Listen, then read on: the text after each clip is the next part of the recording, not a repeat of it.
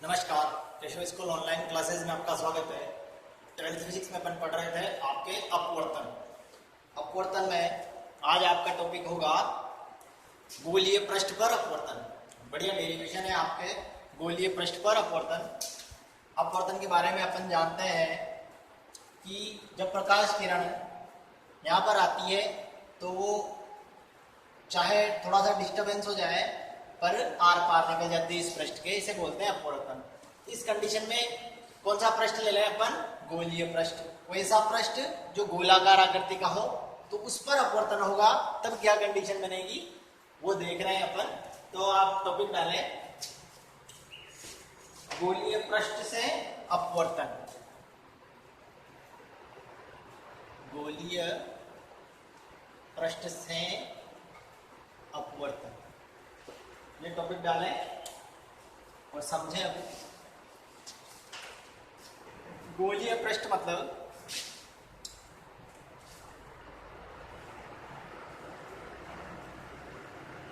ये गोलाकार पृष्ठ है। इस गोलाकार पृष्ठ से अपन अपवर्तन की क्रिया कराएंगे। देखें आप, ये गोलाकार पृष्ठ है आपके ए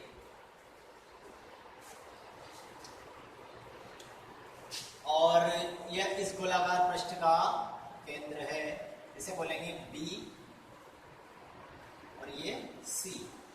ये आपके गोलीय पृष्ठ है। इस गोलीय पृष्ठ पर अपन अपवर्तन की क्रिया कराएंगे।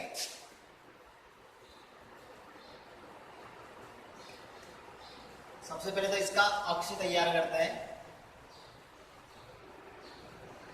ये है इसका अक्ष, गोलीय पृष्ठ का अक्ष है ये। इस अक्ष पर यहां पर आपके ओ बिंदु पर कोई वस्तु रखी हुई है, यहां से प्रकाश आएगा। ओ बिंदु से कोई वस्तु रखी हुई है, यहां से प्रकाश आएगा। यहां पर आपके वक्रता केंद्र होगा। ये गोलीय पृष्ठ जिस गोले से बना होगा उसका केंद्र क्या कहलाएगा? वक्रता केंद्र। तो ये आपके वक्रता केंद्र होगा सी। ऐसा ही होगा। अब अपन यहां से किरण आपतित करते हैं। जब कोई किरण आपतित होगी यहां से तो उसकी कंडीशन बनेगी ये, और दूसरी वहां पे जाएगी तो अपन निकालते हैं।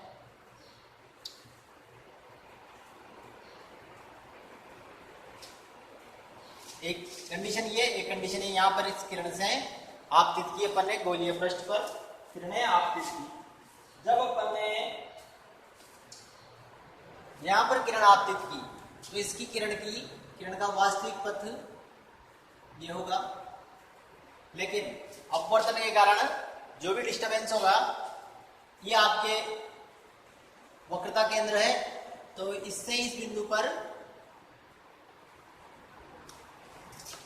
इस वक्रता केंद्र से इस बिंदु पर अपन एक जो भी रेखा खींचते हैं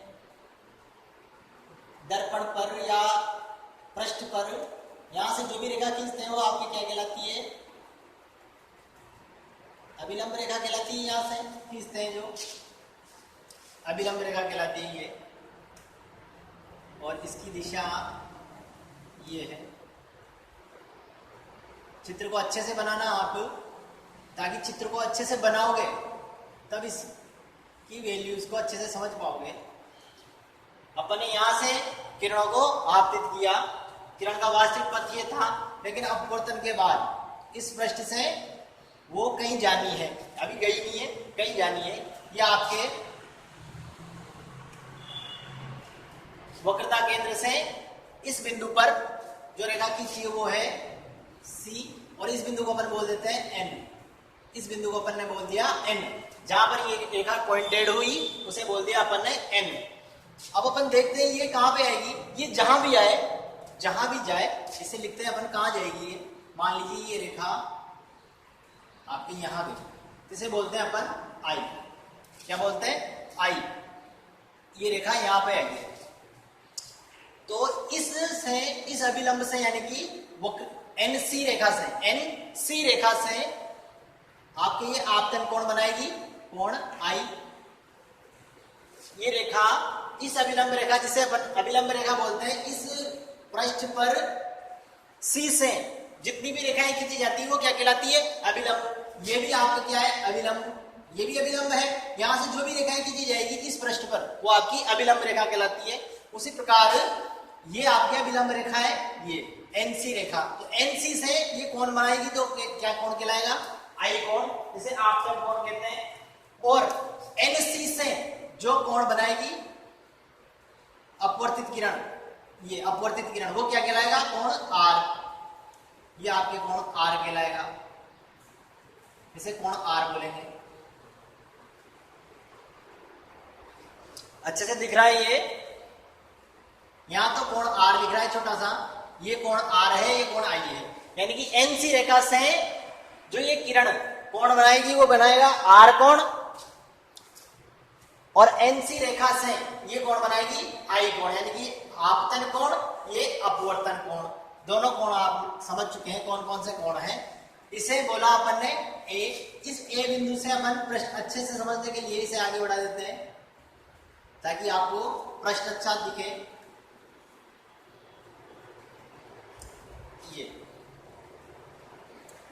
ये ए बिंदु, ये बी बिंदु और ये सी बिंदु। अब आप जानते हैं कि ये जो रेखा खींची अपन ने सी, वक्रता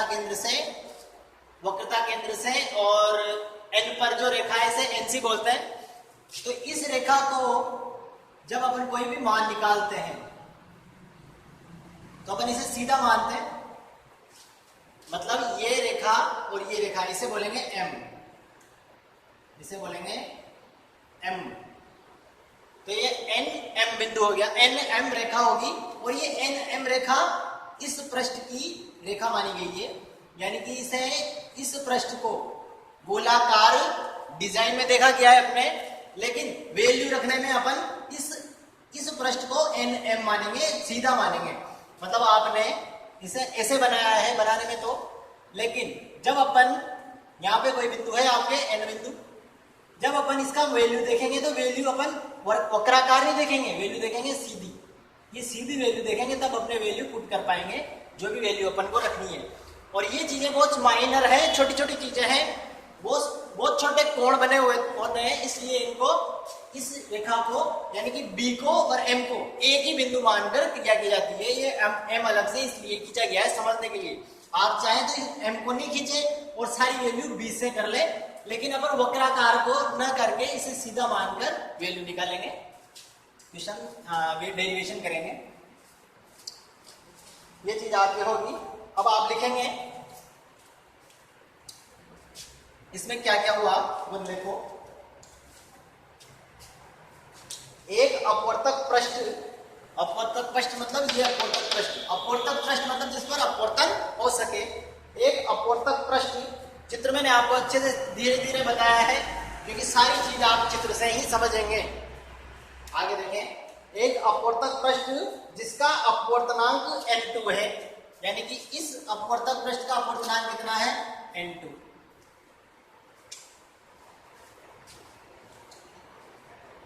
n2 है।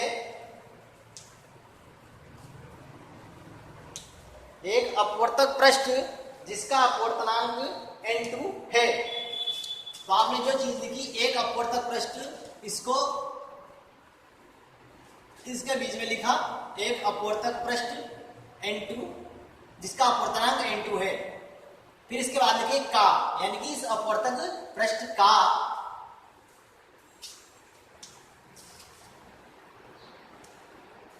एक अपवर्तक पृष्ठ जिसका अपवर्तनांक n2 है का पृष्ठ ANB,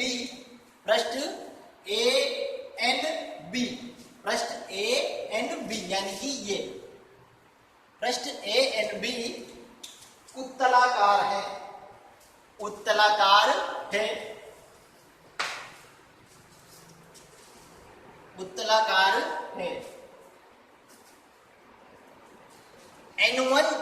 N1 अपवर्तनांक वाले माध्यम, यानी कि ये बाहर का जो माध्यम है, ये इसका अपवर्तनांक कितना है? N1। अंदर के माध्यम यानी कि पृष्ठ के अंदर के माध्यम का अपवर्तनांक कितना है? N2। ये चीजें आपको समझनी पड़ेगी क्या है। उत्तलाधार है। n1 माध्यम, n1 अपवर्तनांक के माध्यम में, n1 अपवर्तनांक के माध्यम में बिंदु O पर एक बिंदुवत वस्तु रखी है। अपन ने क्या बोला, अपवर्तक पृष्ठ है ये और बार का माध्यम है, बार के माध्यम में O बिंदु पर एक बिंदुवत वस्तु रखी है। इस बिंदुवत वस्तु रखी है जिस पर आपतित किरण, किस पर, पृष्ठ पर, तो आप लिख सकते हैं पृष्ठ पर आपतित किरण ON, O से N को और भी, पृष्ठ पर आपतित किरण ON अपवर्तन के पश्चात NI दिशा में जाती है, NI दिशा में जाती है तथा I बिंदु पर, NI दिशा में जाती है तथा I बिंदु पर वस्तु का प्रतिबिंब बनाती है। यानी कि O बिंदु का प्रतिबिंब, O वस्तु का प्रतिबिंब कहां बना, I पर, I बिंदु पर वस्तु का प्रतिबिंब बनाती है। यदि CM ये भी अभिलंब है, जैसे अपन ने बोला CM, यानी कि CM का अर्थ क्या हुआ, CB, यही हुआ। अपन जब भी M या B बोलेंगे ये दोनों मिक्स है, A और B एक ही जगह पर है। CM इस पृष्ठ पर अभिलंब है, CM इस पृष्ठ पर अभिलंब है, वह C वक्रता केंद्र है, वह C वक्रता केंद्र है। अगली लाइन से, आपतन कोण व अपवर्तन कोण क्रमशः I व R है। आपतन कोण व अपवर्तन कोण क्रमशः I व R है।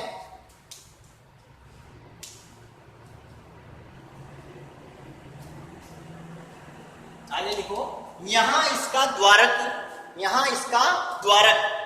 मतलब इस पृष्ठ पर जहां पर क्रिया की जा रही है, जहां पर प्रकाश का आवागमन है, वो चीज बनेगी आपकी द्वारक, जहां पर प्रकाश को आने की छूट दी गई है। तो कहां पे आया प्रकाश, N से B के बीच में आया, यहीं पे तो आया प्रकाश। तो बोला गया है इस पृष्ठ का द्वारक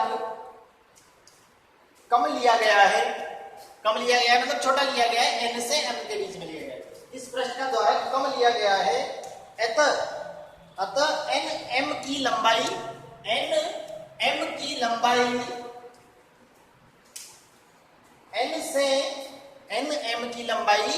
N से मुख्य पृष्ठ पर N से मुख्य अक्ष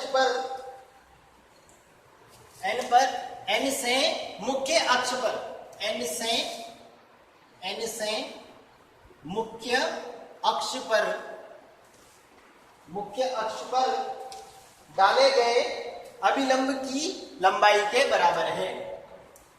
यानी कि इस NM की लंबाई कितनी है, N से मुख्य अक्ष पर डाले गए लंब की लंबाई, N से मुख्य अक्ष पर कौन सा लंब डाला अपन ने, N से C पर, यही अभिलंब है, ये सब अभिलंब है, ये भी अभिलंब है, B से C का भी अभिलंब है, अभिलंब की लंबाई के बराबर मानी है। हो गया ये काम। अब आगे करते हैं। अतः उपरोक्त चित्र से आराम से देखें, अतः उपरोक्त चित्र से अब अपन 3 कोणों के बारे में विचार करेंगे। कौन कौन से कोण, एक तो देखें आप ये O कोण, NO और ये B बोल दो, M बोल दो, C बोल दो, I बोल दो, NOM कोण है, इसके बारे में विचार करेंगे। एक कोण तो ये हो गया, एक कोण है आपके C कोण, NCM, कौन सा, NC और M, एक कोण, इसके बारे में विचार करेंगे। एक कोण तो ये हो गया, एक कोण ये हो गया, एक कोण बोलेंगे I, NI और M, NIM। अब देखो आप अपने कितना फायदा हुआ, अपन ने ये NM जो सीधी रेखा ली, ये 90 डिग्री पे आई है, 90 डिग्री पे आई है, तो ये समकोण त्रिभुज बनेंगे। कौन कौन से, जैसे अपन NOM त्रिभुज ले तो भी ये समकोण त्रिभुज बनेगा।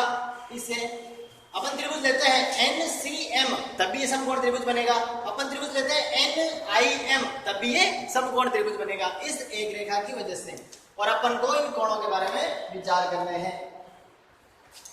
अब आप एक चीज तो जानते ही होंगे, इस जहां पर वस्तु रखी है पृष्ठ से इस बिंदु से और इस वस्तु की दूरी कितनी है u, वस्तु की दूरी कितनी कहलाती है आपकी u, और इस बिंदु से B बिंदु से जहां पर प्रतिबिंब बना है वहां की दूरी v, ये v, यहां से यहां की दूरी v, आप अच्छे से लिखना। और B बिंदु से C, ये क्या है आपके वक्रता केंद्र, तो ये क्या बनेगी वक्रता त्रिज्या यानी कि r, तो ये दूरी आपकी क्या कहलाएगी r, इसे क्या बोलते हैं r।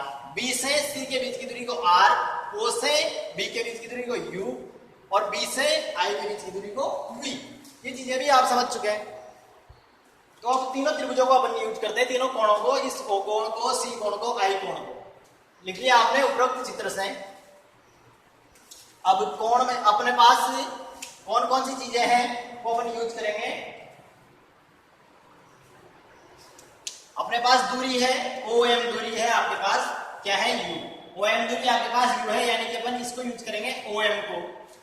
और NM, ये NM दूरी आपने अलग से डाली है, ये भी अपने पास है, अपने पास नहीं है तो क्या नहीं है ON दूरी नहीं है, तो अपन इस कोण में जो भी चीजें यूज करेंगे वो है OM और NM। तो आप निकालें उपरोक्त चित्र से tan NOM, tan NOM, NOM कौन सा कोण लिया अपन ने, ये कोण tan NOM। अब tan का मान क्या होता है आप जानते होंगे, लाल बटा कक्का से साइन कोस टेन, टेन क्या हुआ लंब बटा आधार, लंब क्या है अपने NM, लिखो NM, आधार क्या है OB, आधार लिखो OB, तो tan NOM लिख दिया अपन ने NM बटा OB, OB नहीं OM, M तक लिया है ना, OM हो गया। सिमिलर लिखेंगे सब चीजें, OB भी लिख सकते थे आप। अगला लिखो, अगला कोण tan NCM, NCM मैं पहले बता चुका हूं आपको, तीन कोण यूज करेंगे अपन, ये O कोण, C कोण और I कोण, तो अपन लिख रहे हैं NCM। तो tan NCM, इसमें लंब क्या हुआ आपके NM, आधार क्या हुआ, आधार क्या हुआ CM, आधार लिखा CM। अगला कोण, अगला कोण आप खुद निकाल सकते हैं, कौन कौन सा NIM, NIM मैंने निकालने के पहले निकाल दो, NIM, NIM, NIM में अभी लंब कौन सा है NM, और आधार कौन सा हुआ IM, ये हो गया। तीनों चीजें मैंने लिख दी, तीनों कोणों को लिख दिया, NOM, NCM, NIM, तीनों को लिख चुके हैं अपन। ये तीन कोण अपन के हो गए, ये कोण, ये कोण और ये कोण। आगे आप लिखो, अब अपन I कोण और R कोण के बारे में विचार करेंगे। इन तीनों को समीकरण डाल दो आप, समीकरण 1, समीकरण 2, समीकरण 3, तीनों को अच्छे से समीकरण डाल दो। ये आपको दिख रहा होगा कौन कौन सा डेरिवेशन का भाग है।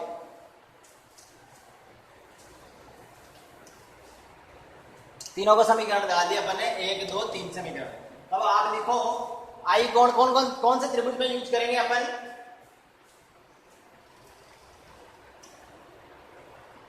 त्रिभुज, अगर त्रिभुज लेते हैं अपन O, N और C, ध्यान से देखो O, N और C, तो गणित, थोड़ी सी गणित लाता हूं मैं। ये त्रिभुज बन रहा है आपके ONC, त्रिभुज बन रहा है, ये त्रिभुज बन रहा है, यहां दिख रहा है त्रिभुज बन रहा है आपके, ये NOC, ONC अपन ने त्रिभुज दिया। तो इस त्रिभुज में ये दोनों कोण क्या इस बहिष कोण के बराबर होते हैं, इन दोनों कोणों का योग बहिष कोण के बराबर होता है, बिल्कुल होता है। इस कोण का मान इन दोनों कोणों के बराबर होता है, उसी चीज का उपयोग करेंगे। और यही कोण अपना क्या है, आई कोण। त्रिभुज कौन सा लिखा आपने, अब त्रिभुज O N C, O N और सी, ओ एन सी, इस ओ एन सी में अपन क्या लिखेंगे, कोण आई बराबर, कोण आई आपको दिख रहा है, आप नाम देना चाहो तो नाम भी दे सकते हैं, लेकिन अपन ने कोण आई लिख रखा है इसलिए अपन कोण आई लिख देंगे। कोण आई बराबर कौन कौन से कोण, एन ओ सी, कोण एन ओ सी, और एन ओ सी कोण कौन सा है आपका, एन ओ एम कोण वही है, एन ओ एम और एन ओ सी कोण वही है, तो आप एन ओ एम कोण लिख सकते हैं, एन ओ एम कोण वही है, प्लस कौन सा कोण, N C M, N C M कोण एन ओ एम और एन सी एम, ये दोनों कोण किसके बराबर है, इस कोण के बराबर। ध्यान से देखते जाइए, आपको हल्की हल्की चीजें बिल्कुल समझते हैं, समझ में आएगी। कोण आई बराबर इन दोनों कोणों के बराबर लिख दिया अपन ने। अब आप गौर करें, क्या इन दोनों कोणों का अपन ने मान निकाल रखा है, बिल्कुल निकाल रखा है। यहाँ पे देखो NOM, ये रहा कोण NOM, NCM, NCM, बिल्कुल दोनों का मान अपन ने निकाल रखा है। तो आप पहले तो कोण आई बराबर NOM NCM, ये क्यों लिखा, इसका कारण लिखो कोष्टक में। अपन ने कोई चीज अलग से लिखी है तो उसका कारण लिखेंगे, कारण लिखो अंतरा अभिमुख कोणों का योग, अंतरा अभिमुख कोणों का योग बहिष कोण के बराबर होता है। इस कोण के अंदर सामने की साइड में कौन से कोण है, ये अंतरा अभिमुख, अंदर सामने की ओर, अंतरा अभिमुख कोण, इस कोण के सामने की ओर।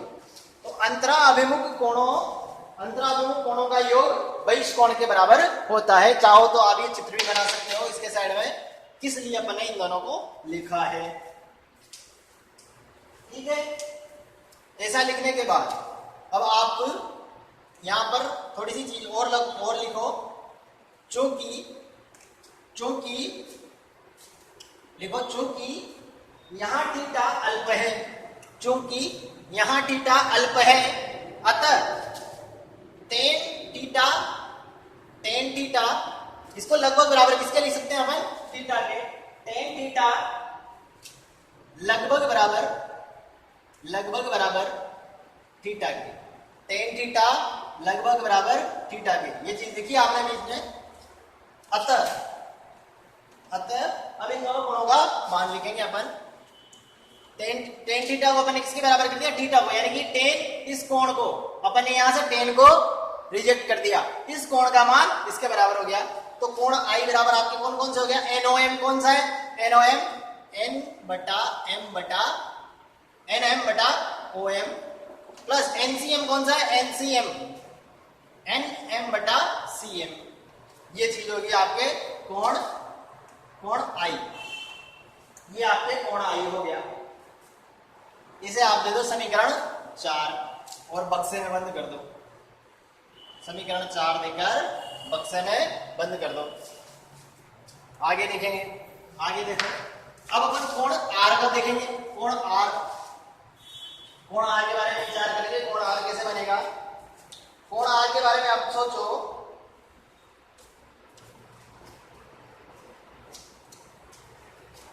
देखो जैसे अपन ने वहां वो त्रिभुज बनाया था, यूज किया था, यहां भी एक त्रिभुज बन रहा है, देखना त्रिभुज बन रहा है आपके, ये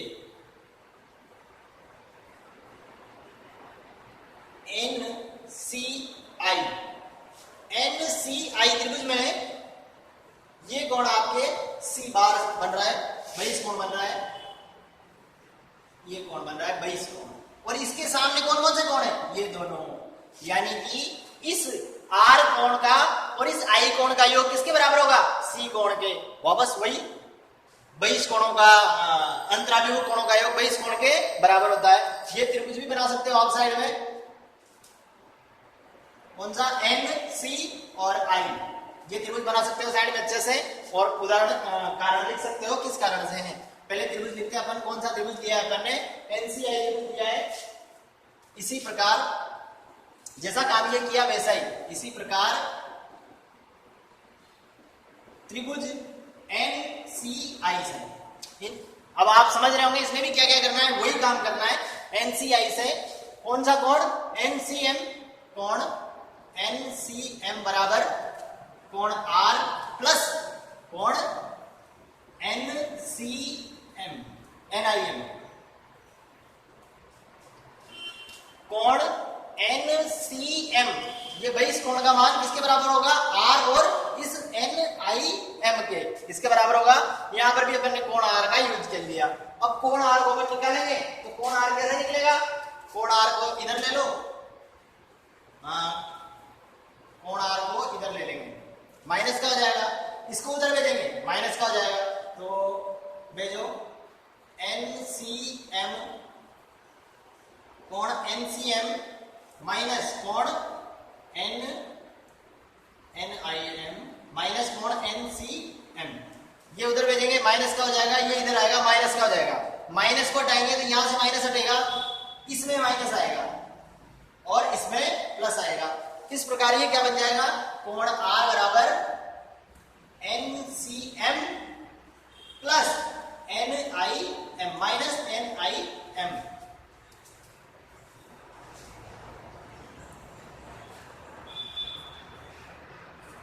ये बन जाएगा आपके, आप इसको अपने हिसाब से भी सोल्व कर सकते हैं। तो कोण R बराबर क्या बन गया आपके NCM माइनस कोण NIM, कोण R बराबर NCM माइनस कोण NIM। दिखने में भी दिख रहा है, इस कोण का मान किसके बराबर होगा, इस कोण का मान इन दोनों के योग के बराबर है, तो इसका मान किसके बराबर होगा, इसमें से इसको घटाएंगे तब निकलेगा, वैसे भी लिख सकते हैं। तो R बराबर NCM माइनस NIM ये लिख दिया। अब इस चीज का मान आपके पास है कि नहीं है R का कोण NCM का और NIM का मान अपने पास है NCM और NIM, ठीक है। और इसका कारण आप लिख सकते हैं भाई इस कोणों का अंतराभिमुख कोणों का योग भाई इस कोण के बराबर होता है, और इसमें अपन मान रखेंगे NCM और NIM का मान रखो, NCM और NIM का मान रखेंगे, क्या बनेगा, जब आप इसमें NCM NIM में मान रखेंगे तो क्या आपका कोण R बनेगा, NCM का मान यहां से रखेंगे तो NM बटा CM माइनस NIM का NM बटा IM, ये बना। इसे आप बोल देंगे समीकरण, इसे क्या बोला समीकरण 4 और इसे क्या बोलेंगे समीकरण 5। 4 और 5 समीकरण बन गई आपके पास, उसके बारे में सोचो 4 और 5 में क्या एक्सप्रेशन दिख रहा है अपने को, कोण I और कोण R दोनों के बारे में अपन ने विचार कर लिया। 4 और 5 अपन को समीकरण मिलेगी। अभी 4 और 5 समीकरण के बारे में सोचेंगे आगे, देखो क्या करेंगे अपन। अब आप लिखो अपवर्तक पृष्ठ पर स्नेल के नियम से, देखो अपवर्तक पृष्ठ पर स्नेल के नियम से, अपवर्तक पृष्ठ पर स्नेल के नियम से लिखा। तो स्नेल का नियम क्या होता है आपके, N1 sin I, N1 sin I बराबर N2 sin R, यही होता है पहले माध्यम पहला कोण, दूसरा माध्यम दूसरा कोण, ये पहला माध्यम पहला कोण, दूसरा माध्यम दूसरा कोण, N1 sin I बराबर N2 sin R, ये और R और I कोण के मान अपने पास है। उसके पहले मैं आपको एक छोटी सी चीज बताता हूं। अपन ने क्या बोला, थीटा अत्यंत अल्प है, थीटा अत्यंत अल्प है, इसलिए यहां पे भी आप वही लिख देंगे, चूंकि थीटा अत्यंत अल्प है अतः N1 I, थीटा अत्यंत अल्प है अतः साइन I बराबर I और साइन R बराबर R, साइन I बराबर I और साइन R बराबर R, इनका उपयोग करेंगे अपन I और R का। तो यहां पर क्या बन जाएगा, N1 I बराबर N2 R, ये चीज बन जाएगी आपने सिंपली देखिए, N1 I और N1 R बन जाएगा। अब इस N1 के साथ I है, N2 के साथ R है, और I और R के मान अपने पास है, ये I का मान और ये R का मान, इन दोनों को लिखो, लिखेंगे तो क्या बनेगा, N1 I का मान लिखेंगे तो NM बटा OM प्लस NM बटा CM, ये हो गया। फिर इसके बाद आप लिखेंगे R का मान, तो r का मान लिखेंगे, लिखो बराबर n2, r का मान लिखो, ये r का मान nm बटा cm माइनस nm बटा im, ये हो गया। अब यहां पे अपन दो काम एक साथ करेंगे, आप चाहे तो अलग अलग कर सकते हैं, इस nm को बाहर ले सकते हैं क्योंकि दोनों तरफ nm है, इनको काट देंगे क्योंकि चार mm है, दो इधर और दो इधर, इनको चारों को काट देंगे अपन बाहर लेके। तो nm को तो बाहर लो और n1 n2 को अंदर लो। कैसे?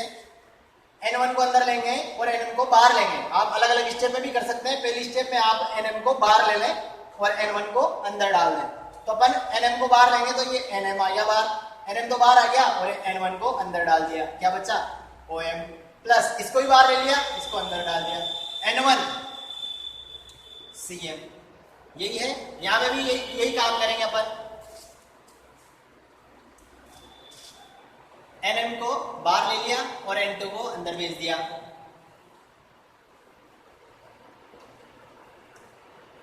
nm बटा im, n2 बटा im, ये हो गया।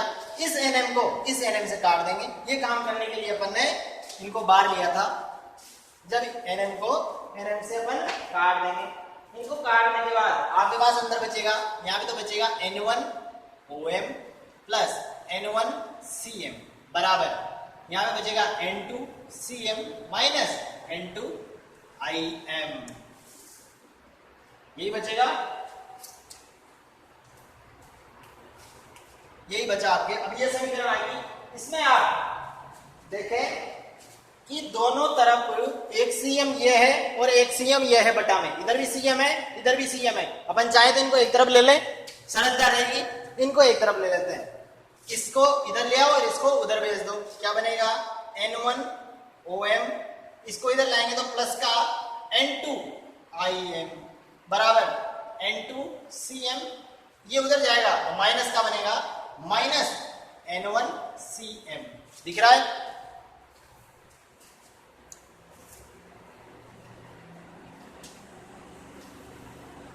बिल्कुल यही बनेगा, n1 om plus n2 im बराबर n2 cm minus n1 cm, ये बना। अब अपन इधर क्या कर सकते हैं? इधर कॉमन ले सकते हैं, कॉमन ले लो, यहां से मिटा दिया मैंने। इस चीज के बाद वापस उधर जा रहे हैं, यहां से अपन कॉमन ले लेंगे cm को, उधर तो होगा वही रहेगा,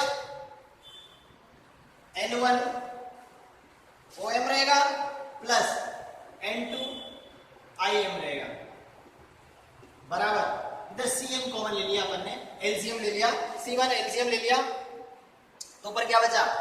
n2 माइनस n1, ये बना n2 माइनस n1 और नीचे cm, ये आपके बन गई समीकरण 6।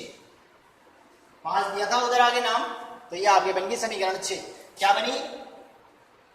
n1 om बटा n2 cm और n2 minus n1 minus cm, ये आपके बनी। इसको अब अपन इसमें मान रखते हैं om im cm वगैरह जिनके भी मान अपने पास है, अपवर्तनांक तो जो है वही है, इनमें से मान छाटेंगे चित्र में से।